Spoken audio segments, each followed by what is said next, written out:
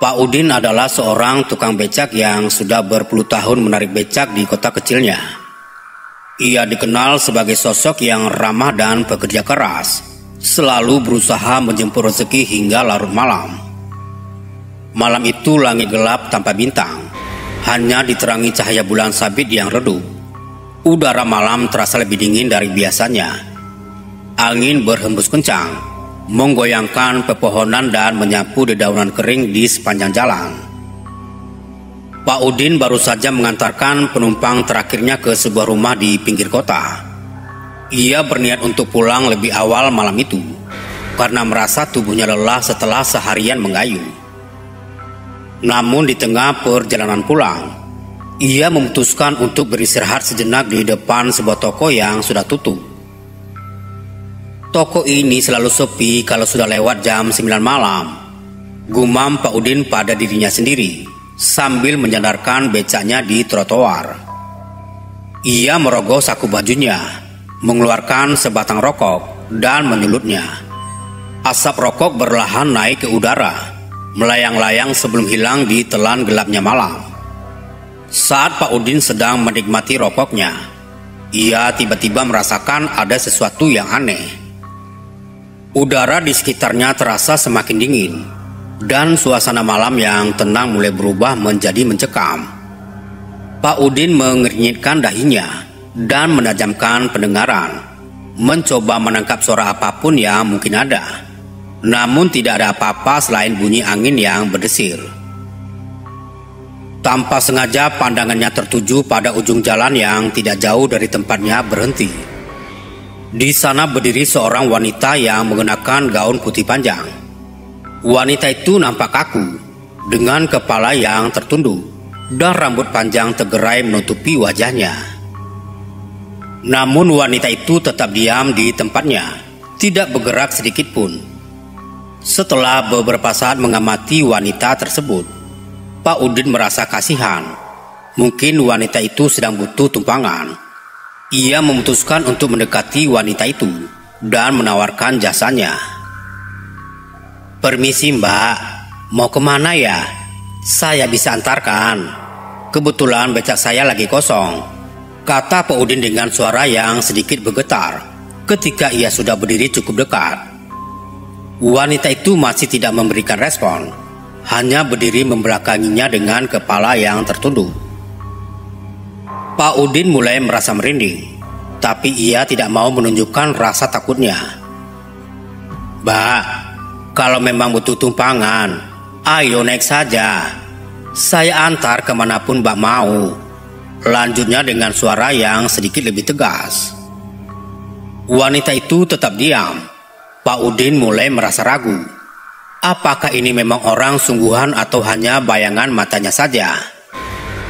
Namun sebelum ia bisa memutuskan untuk pergi, wanita itu perlahan mengangkat tangannya dan menunjuk ke arah jalan yang berlawanan dengan tempat Pak Udin datang. Gerakan itu sangat pelan, seolah-olah wanita tersebut berada dalam keadaan yang sangat lemah atau tertekan. Merasa tidak enak jika meninggalkan wanita itu sendirian di tengah malam, Pak Udin pun akhirnya berkata, "Baiklah, mbak saya antar. Tapi mbak harus duduk di becak, supaya saya bisa menggayuh." Lalu tanpa bersuara, wanita itu perlahan berbalik dan mulai berjalan ke arah becak Pak Udin.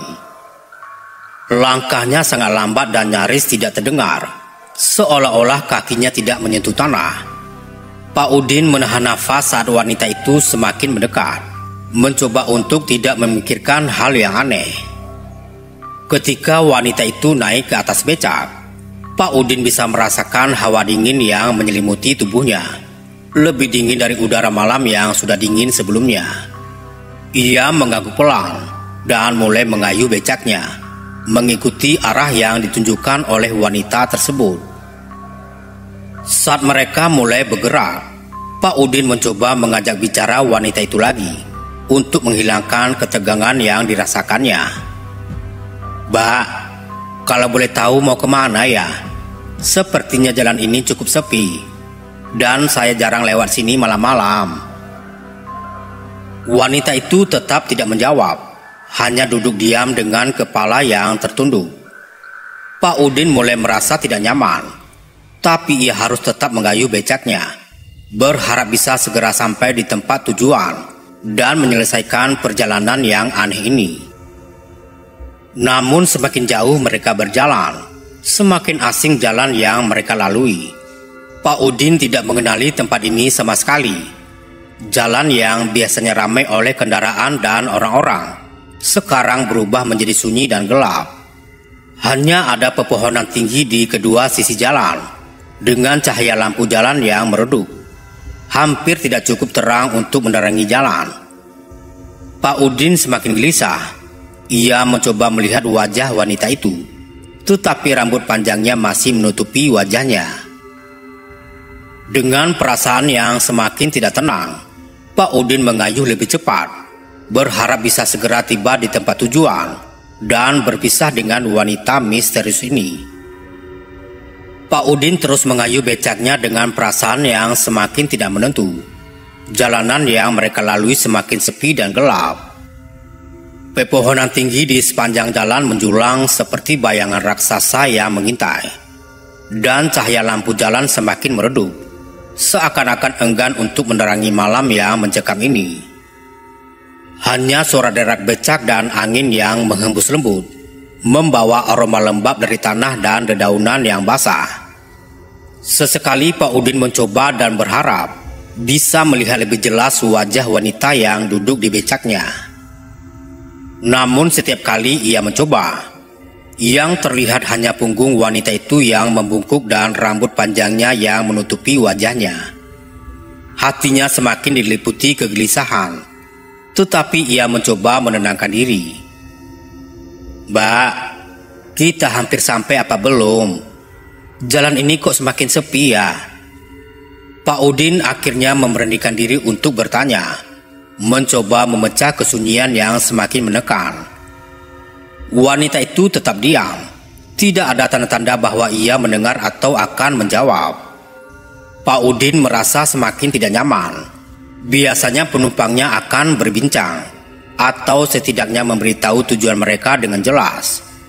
Tapi wanita ini berbeda. Ia benar-benar hening, seperti bayangan yang mengikutinya tanpa suara. Sementara itu kabut mulai turun perlahan, menyelimuti jalanan dengan lapisan tipis yang membuat pandangan menjadi samar. Pak Udin merasakan hawa dingin yang semakin menusuk tulang. Tangannya yang menggenggam stang becak mulai gemetar, entah karena udara malam atau rasa takut yang mulai merayapi dirinya. Ketika becak mereka memasuki sebuah tikungan, jalan di depan mereka berubah menjadi lebih sempit dan dipenuhi kabut tebal yang membuat segalanya nampak suram.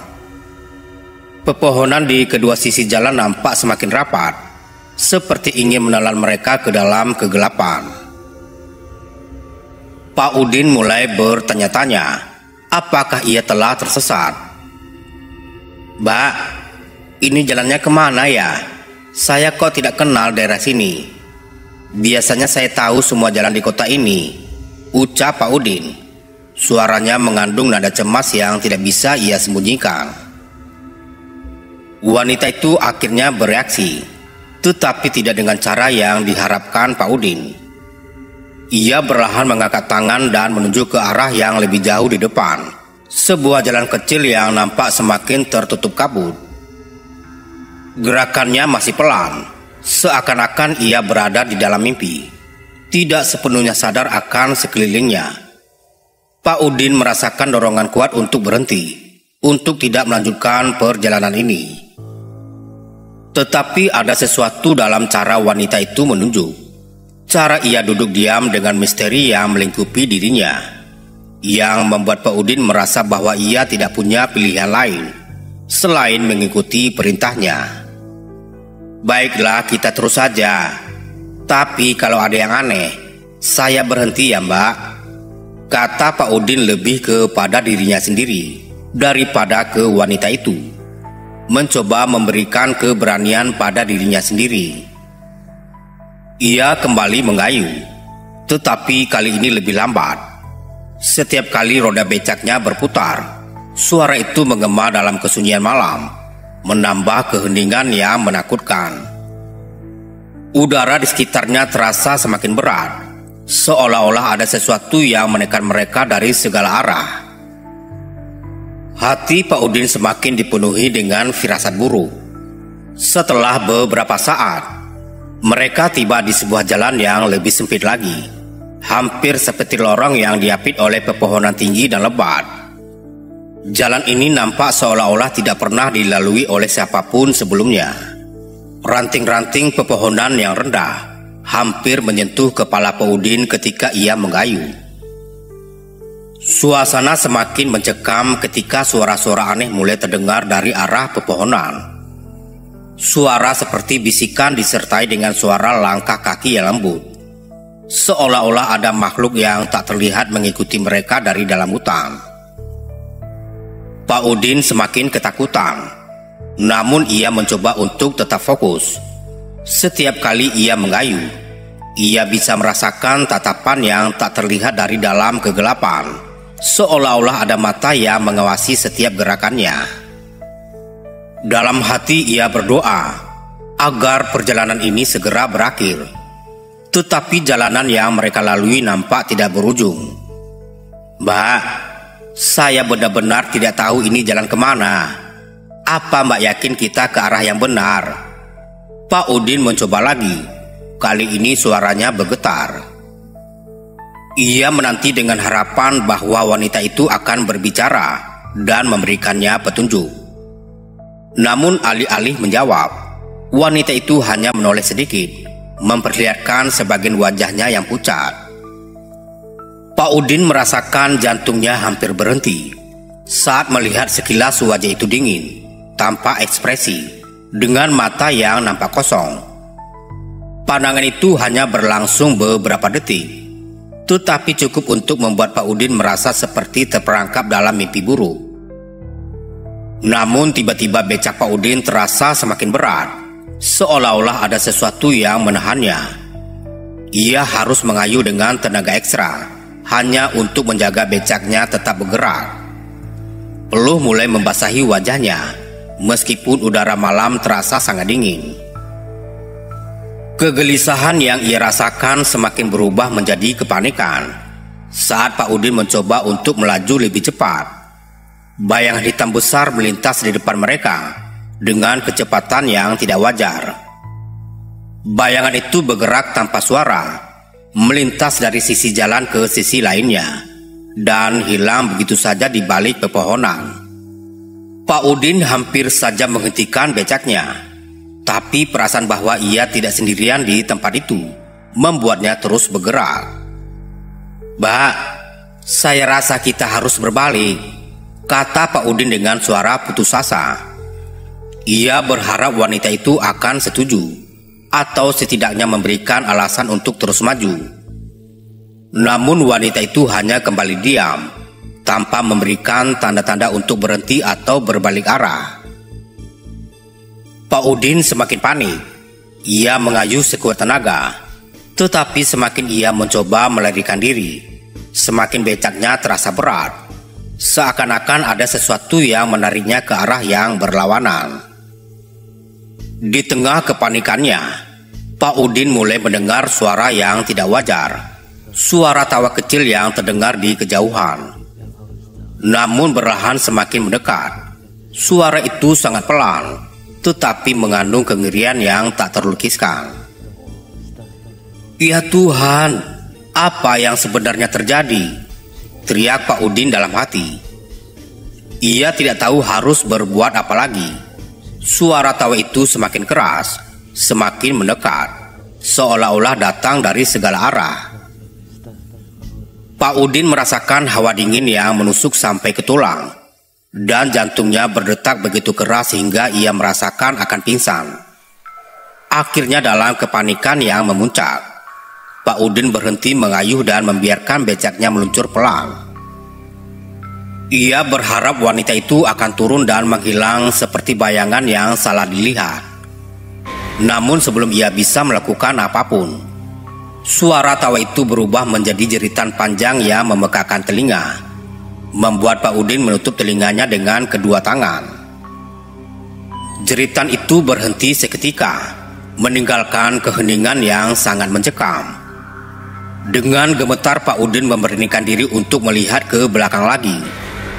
Dan di saat itulah ia menyadari bahwa kursi penumpang di becaknya telah kosong. Wanita itu telah menghilang tanpa jejak, seolah-olah tidak pernah ada di sana sejak awal. Pak Udin terdiam dalam kebingungan dan ketakutan. Ia tidak mengerti apa yang baru saja terjadi. Tidak ada jejak, tidak ada suara lagi. Hanya jalan sepi yang diselimuti kabut tebal dan kegelapan malam. Dalam ketakutan yang mendalam, Pak Udin berbalik, berniat untuk meninggalkan tempat itu secepat mungkin. Namun ketika ia mulai mengayuh kembali, bayangan hitam besar yang tadi ia lihat kembali muncul. Kali ini tepat di depannya, menutupi seluruh jalan dengan kegelapan yang tidak alami. Pak Udin berteriak keras, dan tanpa sadar, semuanya menjadi gelap. Pak Udin terbangun dengan tubuh yang terasa lemah dan kepala yang pusing. Cahaya pagi yang lembut menerobos di antara dedaunan, menyinari wajahnya yang pucat dan berkeringat. Ia terbaring di tepi jalan, tepat di samping becaknya yang tergeletak miring. Butuh beberapa saat bagi Pak Udin untuk menyadari bahwa ia masih hidup. Namun perasaan lega itu segera digantikan oleh kegelisahan yang mendalam. Ia mencoba mengingat apa yang terjadi. Tetapi bayangan tentang wanita misterius, jalanan yang diselimuti kabut, dan bayang hitam yang melintas cepat, semuanya berbaur dalam pikirannya, membuatnya menjadi bingung. Ia merasa seperti baru saja terbangun dari mimpi buruk yang nyata, tetapi bekas ketakutan itu masih terasa nyata di tubuhnya. Dengan susah payah, Pak Udin berdiri dan merapikan becaknya. Saat itulah ia menyadari bahwa ia berada di sebuah tempat yang asing. Sebuah persimpangan jalan kecil di tengah hutan yang belum pernah ia lihat sebelumnya. Tak ada tanda-tanda kehidupan, tidak ada rumah, tidak ada kendaraan lain. Hanya pepohonan yang tinggi dan jalanan setapak yang nampak jarang dilewati. Astaga, di mana ini? Bagaimana aku bisa sampai di sini? Gumamnya dengan suara yang serak, mencoba memahami situasi yang dihadapinya. Ia mencoba mengingat rute yang dilaluinya semalam, tapi ingatannya kabur.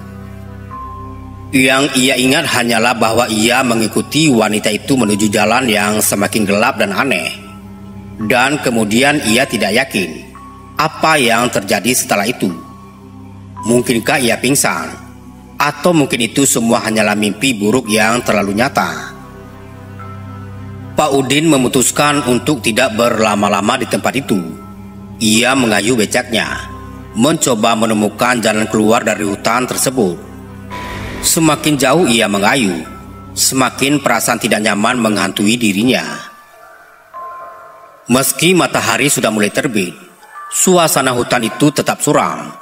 Seolah-olah cahaya matahari tidak mampu menembus kegelapan yang menyelimuti tempat itu. Setelah beberapa waktu mengayuh, Pak Udin akhirnya melihat sebuah rumah tua di ujung jalan. Rumah itu nampak usang dan tidak terawat, dengan cat yang sudah mengelupas dan jendela yang ditutup rapat. Namun di tengah perasaan takut dan kebingungannya, rumah itu terlihat seperti satu-satunya harapan untuk mendapatkan bantuan atau petunjuk. Dengan penuh kehati-hatian, Pak Udin berhenti di depan rumah itu. Ia melangkah turun dari becaknya dan berjalan menuju pintu depan yang nampak berat dan berdebu. Tangannya gemetar saat ia mengetuk pintu kayu itu. "Permisi, apa ada orang di dalam?" Suara Pak Udin terdengar lirih, nyaris tenggelam dalam kesunyian yang menyelimuti tempat itu. Beberapa detik berlalu tanpa ada jawaban. Pak Udin mengetuk lagi, kali ini sedikit lebih keras. "Permisi, tolong saya butuh bantuan." Serunya dengan suara yang lebih lantang, berharap penghuni rumah itu mendengar atau mau membantunya. Suara kayu berdiri tiba-tiba terdengar dari dalam rumah, dan Pak Udin bisa mendengar langkah kaki yang perlahan mendekati pintu. Setelah beberapa saat, pintu itu terbuka dengan pelan, memperlihatkan seorang lelaki tua yang nampak ringkih, dengan wajah keriput dan mata yang sayu. Lelaki itu mengenakan pakaian lusuh yang nampak sudah lama tidak diganti. "Ada apa? Siapa kamu?" tanya lelaki tua itu dengan suara serak dan penuh curiga. Matanya menatap Pak Udin dengan tajam. "Saya Udin, Pak, tukang becak dari kota. Saya tersesat di sini. Tadi malam ada sesuatu yang aneh terjadi, dan tiba-tiba saya terbangun di jalan ini," kata Pak Udin, berusaha menjelaskan situasinya, meski ia sendiri masih kebingungan. Lelaki tua itu mengerutkan dahi, seolah-olah sedang mencoba memahami kata-kata Pak Udin. Setelah beberapa saat, ia akhirnya membuka pintu lebih lebar dan mengisyaratkan Pak Udin untuk masuk. "Masuklah, jangan bicara di luar. Ada yang perlu kita bicarakan," kata lelaki itu dengan suara rendah namun tegas. Pak Udin ragu sejenak, tetapi ia merasa tidak punya pilihan lain. Ia melangkah masuk ke dalam rumah yang nampak gelap dan berdebu. Suasana di dalam rumah itu terasa dingin, meskipun di luar sudah mulai siang. Aroma kayu tua dan debu memenuhi udara, memberikan kesan bahwa rumah ini sudah lama tidak dihuni dengan baik. "Duduklah di sana," kata lelaki tua itu sambil menunjuk sebuah kursi kayu di dekat perapian yang sudah padam. Pak Udin duduk dengan canggung. Matanya mengamati sekeliling ruangan yang dipenuhi dengan barang-barang tua dan buku-buku yang tertata rapi di rak kayu. Lelaki tua itu duduk di kursi seberang dan mengamati Pak Udin dengan tatapan yang sulit diartikan. Setelah beberapa saat, ia mulai berbicara. Suaranya terdengar berat dan dalam. "Kau bilang kau tersesat di sini, tapi aku rasa bukan hanya itu yang terjadi. Apa yang kau alami tadi malam?" Pak Udin menghela nafas panjang, mencoba menenangkan pikirannya sebelum menceritakan apa yang ia alami. "Saya mengayuh becak seperti biasa, mencari penumpang sampai larut malam. Lalu saya bertemu dengan seorang wanita di jalan. Dia berdiri di sana sendirian, dan saya tawarkan tumpangan. Tapi setelah itu, semuanya menjadi aneh. Jalannya semakin gelap dan asing. Lalu saya merasa ada sesuatu yang tidak beres. Wanita itu tidak banyak berbicara, hanya menunjuk jalan. Dan tiba-tiba, saya tidak ingat apa-apa lagi." Lelaki tua itu mendengarkan dengan seksama, sesekali mengangguk seolah-olah ia sudah menduga apa yang akan diceritakan oleh Pak Udin. "Wanita itu, apakah kau melihat wajahnya?" tanyanya dengan nada yang lebih serius. Pak Udin terdiam sejenak, mengingat kembali momen ketika ia melihat sekilas wajah wanita itu.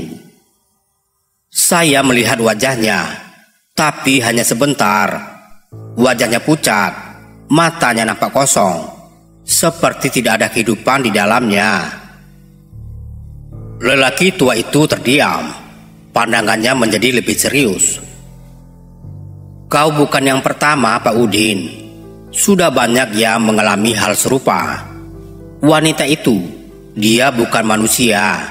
Dia arwah gentayangan yang sering muncul di sekitar jalan ini. Mereka bilang dia adalah arwah seorang wanita yang meninggal dengan cara yang mengerikan bertahun-tahun yang lalu. Dan sejak saat itu, rohnya tidak pernah tenang. Dia sering muncul di malam hari, mencari orang yang bisa dibawa ke dalam dunianya yang penuh kegelapan." Pak Udin merasa darahnya membeku mendengar penjelasan pria tua itu. Ia tidak pernah menyangka bahwa pengalaman anehnya tadi malam bisa membawa sesuatu yang lebih mengerikan dari yang ia bayangkan. Apa maksud Bapak arwah gentayangan? Tapi saya masih hidup. Bagaimana mungkin saya bisa selamat? Tanya Pak Udin dengan suara yang bergetar. Lelaki tua itu menarik nafas dalam, seolah-olah mencari cara untuk menjelaskan sesuatu yang sulit diterima akal. Kau selamat, Pak Udin, karena ada sesuatu dalam dirimu yang menolak untuk menyerah. Mungkin doa yang kau panjatkan tadi malam, atau mungkin karena kau masih memiliki alasan kuat untuk terus hidup. Tapi tidak semua orang seberuntung kau, Pak Udin. Banyak yang tidak pernah kembali setelah bertemu dengan arwah itu. Pak Udin merasa jantungnya berdetak cepat.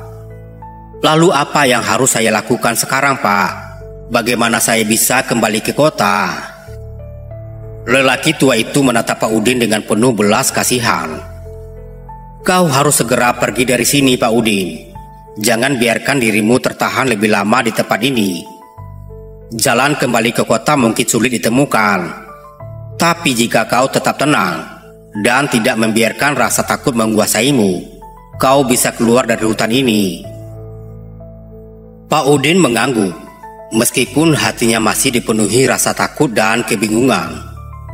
Ia berdiri dengan gemetar, bersiap untuk meninggalkan rumah itu. Tapi ingatlah Pak Udin, tambah lelaki tua itu sebelum Pak Udin melangkah keluar.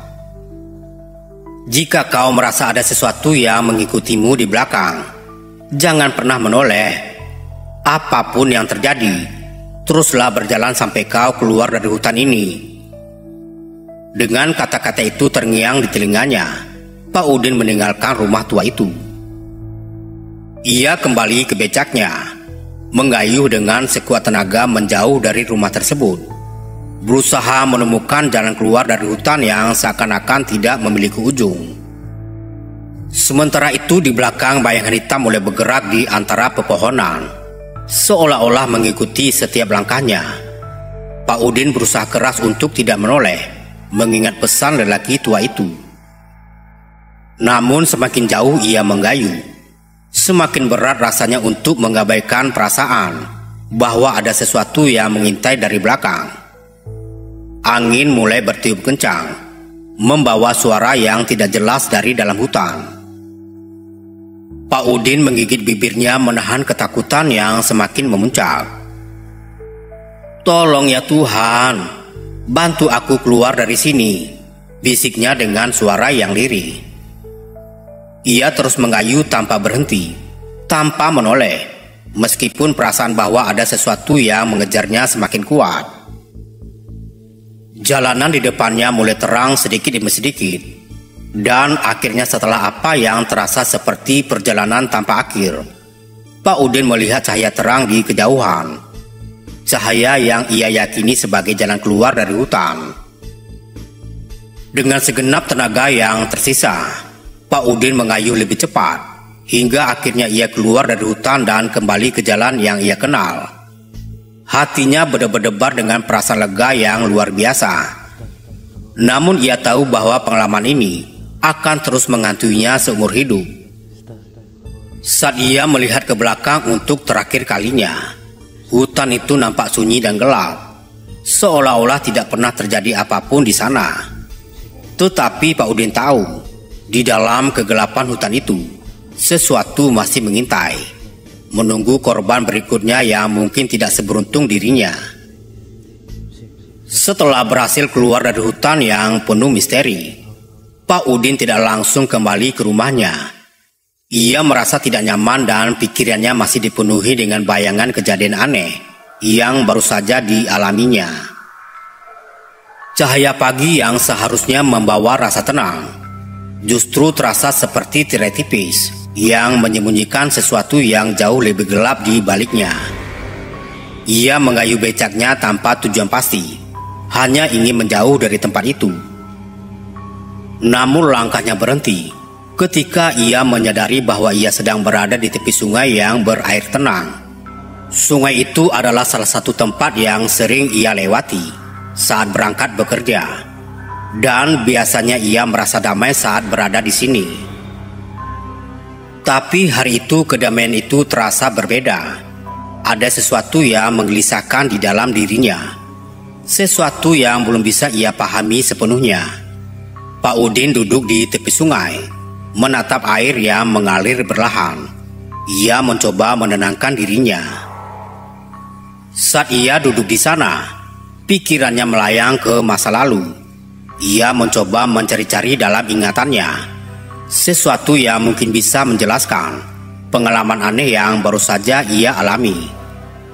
Dan perlahan-lahan, ingatan-ingatan lama yang sudah terkubur dalam benaknya mulai muncul ke permukaan. Belasan tahun yang lalu ketika Pak Udin masih muda, ada seorang wanita di kampungnya yang terkenal karena kecantikannya. Namanya Ratna. Ratna adalah bunga desa, seorang gadis yang selalu menarik perhatian banyak lelaki. Namun Ratna tidak pernah menunjukkan minat pada siapapun. Ia lebih suka menghabiskan waktu sendiri, berjalan-jalan di sekitar desa atau duduk di tepi sungai sambil memandangi air yang mengalir.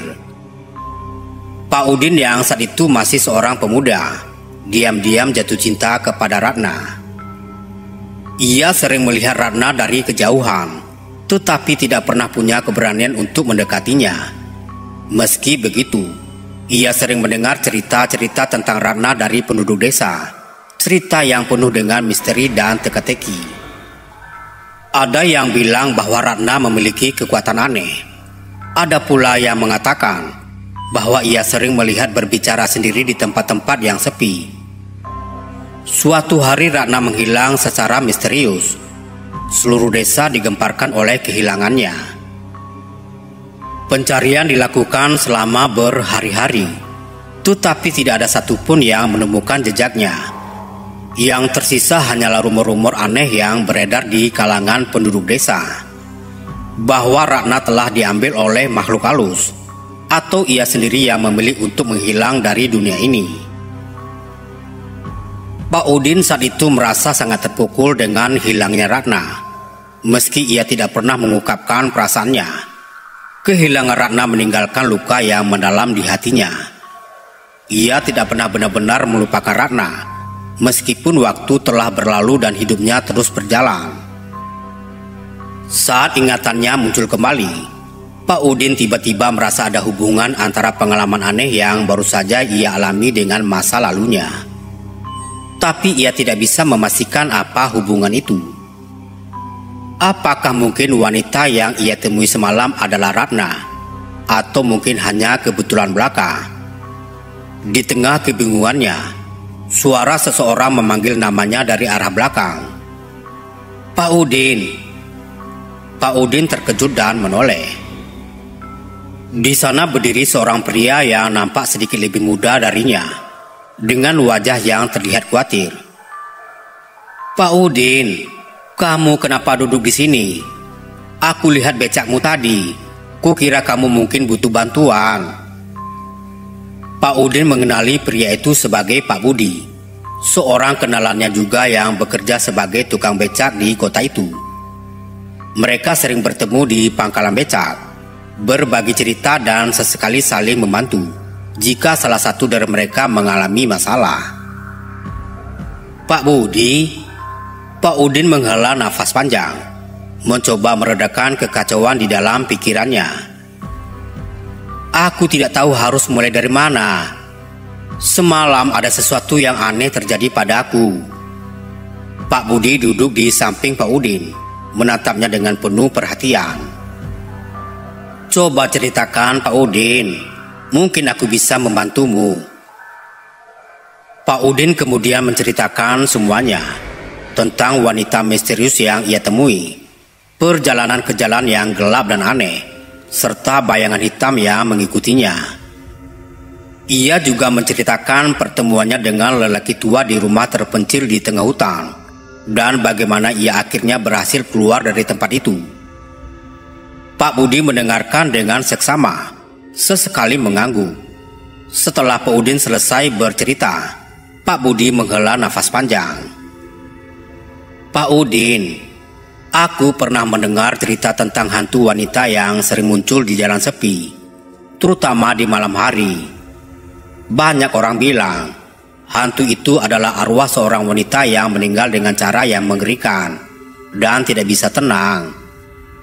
Aku tidak pernah tahu apakah cerita itu benar, tapi yang pasti, apa yang kamu alami itu tidak bisa dianggap enteng. Pak Udin menatap Pak Budi dengan rasa cemas. Jadi menurutmu, wanita itu memang hantu? Pak Budi mengangguk pelan. Bisa jadi Pak Udin. Dan kalau benar, kamu harus hati-hati. Arwah seperti itu biasanya tidak akan membiarkan orang yang melihatnya pergi begitu saja. Mereka akan terus menghantui sampai tujuan mereka tercapai. Pak Udin merasakan ketakutan yang kembali menguasai dirinya. Tapi aku tidak tahu apa yang diinginkannya dariku. Aku tidak pernah melakukan apa-apa padanya. Pak Budi terdiam sejenak, seolah-olah sedang berpikir keras. Mungkin ada sesuatu di masa lalumu yang berkaitan dengan dia. Kadang-kadang arwah gentayangan itu muncul karena ada ikatan yang belum selesai di dunia ini. Tadi kamu bilang kamu pernah kenal dengan seorang wanita yang menghilang secara misterius di masa lalu.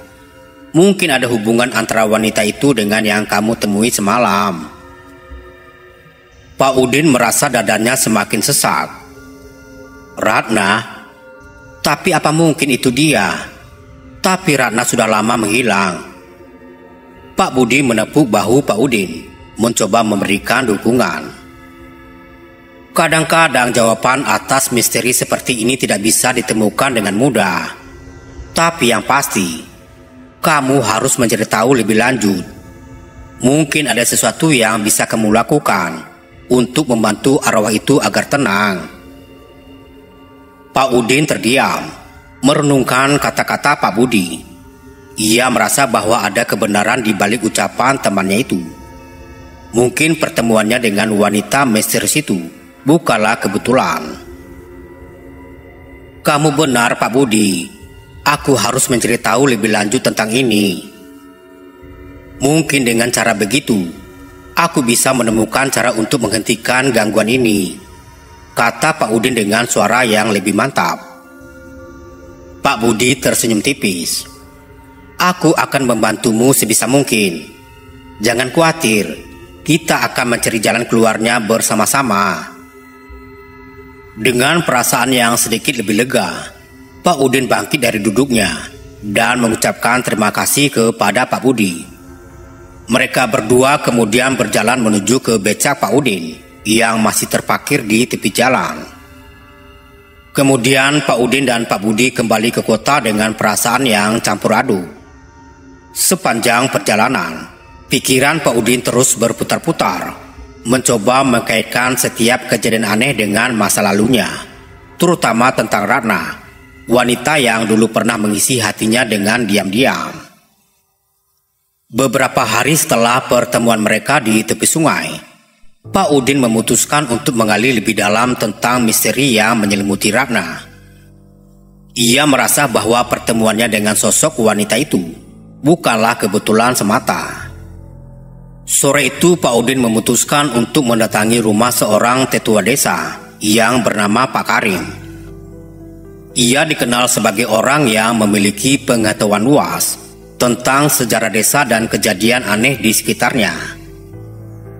Pak Karim adalah orang yang bijak, dan meskipun sudah berusia lanjut, ingatannya masih tajam. Pak Udin tiba di rumah Pak Karim ketika senja mulai turun. Rumah itu terletak di pinggir desa, dikelilingi oleh pepohonan besar yang membuat suasananya terasa sejuk.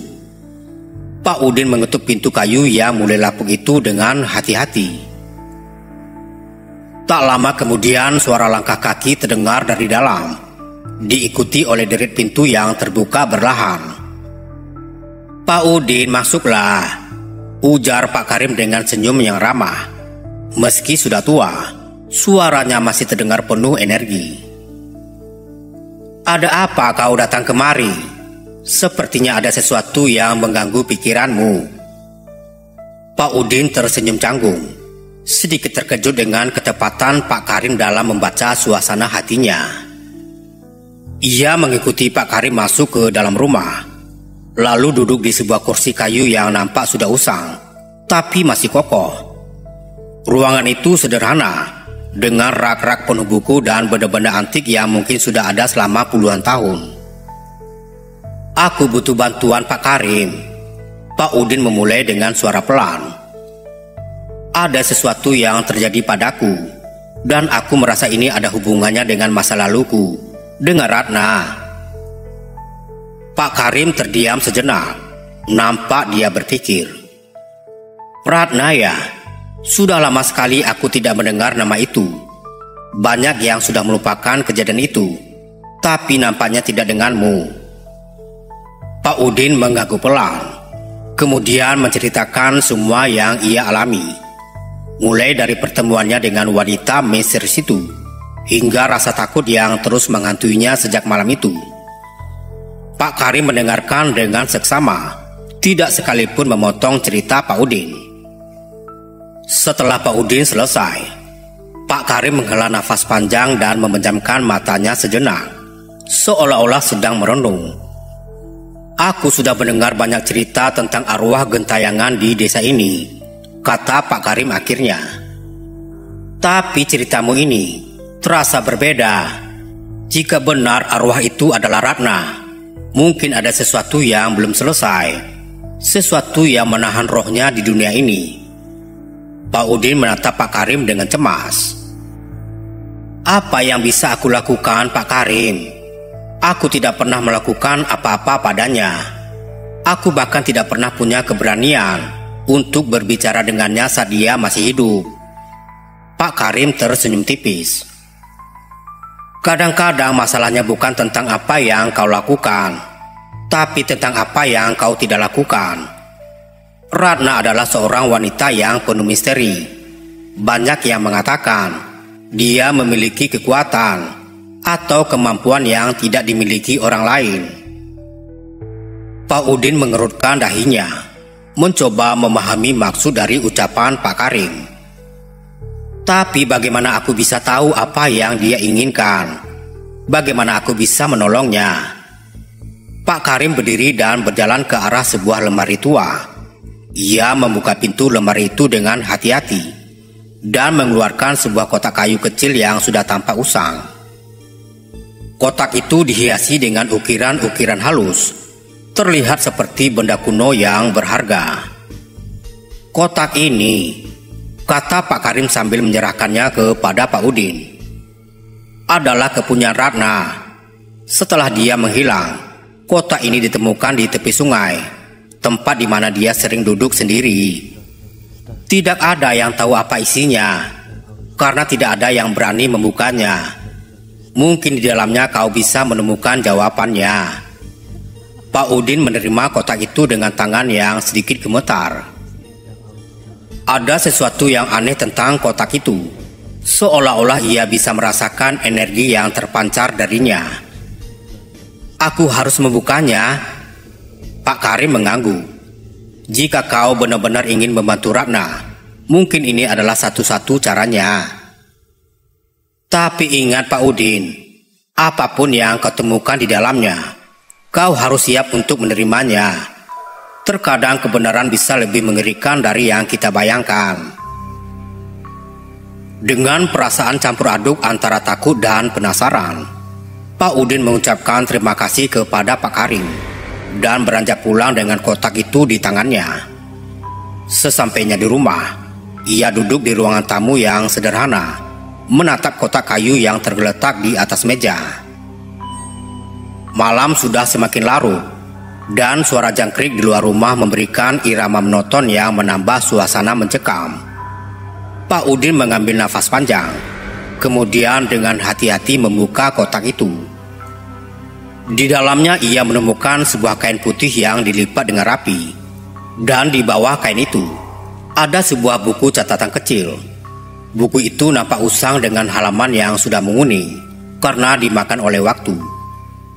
Dengan tangan yang gemetar, Pak Udin membuka buku itu dan mulai membacanya. Halaman pertama hanya berisi tulisan tangan Ratna yang halus, mencatat tanggal yang nampaknya seperti sebuah diari.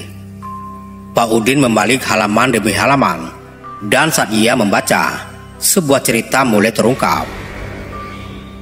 Ratna menulis tentang kesepiannya, tentang bagaimana ia merasa terasing dari orang-orang di sekitarnya.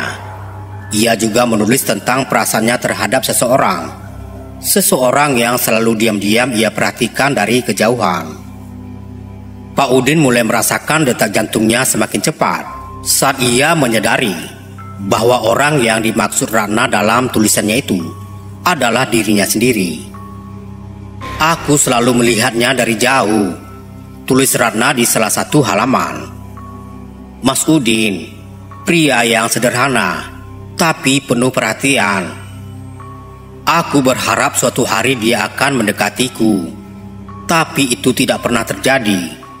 Aku takut untuk memulainya, takut jika dia tidak merasakan hal yang sama. Jadi aku hanya bisa mengagumi dalam diam." Pak Udin tertegun. Selama ini ia tidak pernah tahu bahwa Ratna memiliki perasaan yang sama dengannya. Ia merasa hatinya semakin berat, seperti ada beban yang tidak pernah ia sadari sebelumnya. Di halaman terakhir buku itu, tulisan Ratna semakin tergesa-gesa dan tidak beraturan, seolah-olah ia menulis dengan perasaan yang penuh tekanan. "Malam ini aku akan pergi ke sungai. Jika aku tidak kembali, mungkin itu yang terbaik. Mungkin di tempat yang tenang ini, aku akan menemukan kedamaian." Pak Udin merasa ada yang mengganjal di tenggorokannya, dan tanpa ia sadar, air mata mulai mengenangi matanya. Ia tidak pernah tahu bahwa Ratna merasakan begitu tertekan, begitu putus asa. Dan sekarang, arwah Ratna mungkin belum tenang karena perasaan yang tidak pernah tersampaikan itu. Dengan hati yang berat, Pak Udin memutuskan untuk pergi ke tepi sungai tempat Ratna sering menghabiskan waktunya. Malam itu bulan bersinar penuh, menerangi jalanan dengan cahaya pucat yang menambah suasana mencekam. Pak Udin berjalan dengan langkah yang berat, membawa buku catatan itu bersamanya. Saat tiba di tepi sungai, Pak Udin duduk di tempat yang sama di mana Ratna dulu sering duduk. Ia membuka buku itu lagi, membaca halaman terakhir yang ditulis dengan penuh emosi. Angin malam bertiup lembut, seolah-olah membawa bisikan-bisikan yang tidak bisa ia pahami. "Ratna," bisik Pak Udin, suaranya gemetar. "Aku tidak pernah tahu. Aku minta maaf. Jika saja aku berani, mungkin semuanya akan berbeda." Malam itu di tepi sungai yang sunyi, Pak Udin merasakan kehadiran yang tidak kasat mata di sekitarnya. Ia menutup mata dan mencoba merasakan, mencoba berbicara dalam diam kepada Ratna, arwah yang mungkin masih terperangkap di dunia ini karena cinta yang tidak pernah terungkap. "Ratna, jika kau mendengarku, aku ingin kau tahu bahwa aku juga menyayangimu. Maafkan aku karena tidak punya keberanian untuk mengatakan saat itu. Maafkan aku, Ratna." Tidak ada suara yang menjawab, hanya gemersik angin dan suara air yang mengalir pelan. Namun di dalam hati Pak Udin, ia merasa bahwa Ratna mungkin sudah mendengarkan dan menerima kata-katanya. Perlahan perasaan damai mulai mengisi hatinya, menggantikan ketakutan yang sebelumnya menguasai dirinya. Pak Udin membuka matanya dan menatap bulan yang menggantung di langit malam. Ia merasa bahwa beban di hatinya telah terangkat, bahwa Ratna mungkin sudah menemukan kedamaian yang selama ini ia cari. Pak Udin tahu bahwa ia juga bisa melanjutkan hidupnya dengan lebih tenang. Ia berdiri menyeka air matanya dan berjalan pulang dengan langkah yang lebih ringan. Malam itu untuk pertama kalinya setelah kejadian aneh itu, Pak Udin bisa tidur dengan nyenyak, merasa bahwa segala sesuatu akhirnya berada di tempatnya. Bayangan-bayangan masa lalu yang dulu menghantuinya kini telah berubah menjadi kenangan yang tenang dan damai. Ratna, wanita yang dulu ia kagumi dalam diam, kini bisa beristirahat dengan tenang, dan begitu pula dengan dirinya. Assalamualaikum warahmatullahi wabarakatuh.